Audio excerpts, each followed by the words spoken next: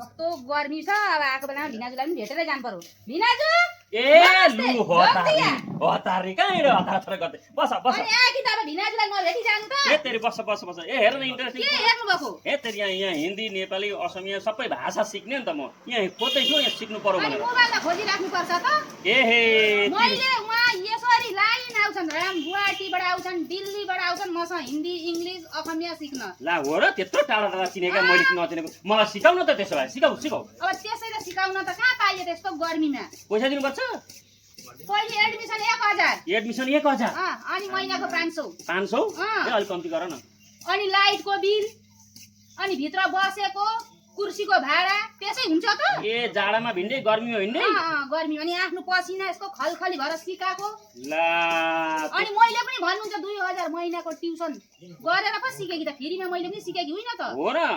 ए समाज सेवा पो गर्नुपर्छ त मा सिकेको अनि Aadhaar card voter ID bank passbook सबै दिनु पर्यो मलाई हो र जेरेस ला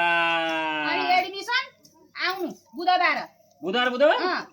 एडमिसन गर्छु अनि त्यहाँबाट मात्रै हुन्छ फट्टै भनिसक्दा कहाँ इङ्ग्लिस हिन्दी सिक्न पाइयो त कति दिन लाग्छ अब तपाईको अब मेमोरी कति जिबीको छ त्यति दिन नि त नि ए अब अहिले त 5 जिबी को मेमोरी पनि छ कसैको 0 मेमोरी छ अब त्यही हेरेर पैसा पनि मेरो मेमोरी त फुल टावर छ त हो र म पढाउँदा थाहा पाइहाल्छु नि त ए लु त्यसो भए ल गुरु नमस्कार अब हिन्दी सिकिन्छ हिन्दी सिक्न छ नि बुधबार आउनु त हो र अनि सुन्नु न म जान्छु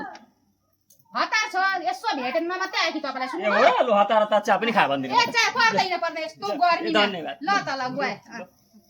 राम राम हो यी मान्छे त हो भिनाजु भनेर अलिकति कम्ती गर्नु 1000 रुपियाँ 500 रुपियाँ त कस्तो पैसा म पनि कम्तीको छु सिक्छु पैसै दिन्न यिनलाई मैले जानेको छ नि त टिटिप त सरकारी नोकरी 60-70 हजार दरमा खान्छन् अनि फेरि मेरो पालो मैले पनि भनिदिए एडमिसन यति हतार नि अब पैसा पाक्नै पर्यो तेरा आइडिया त लगाएकै हो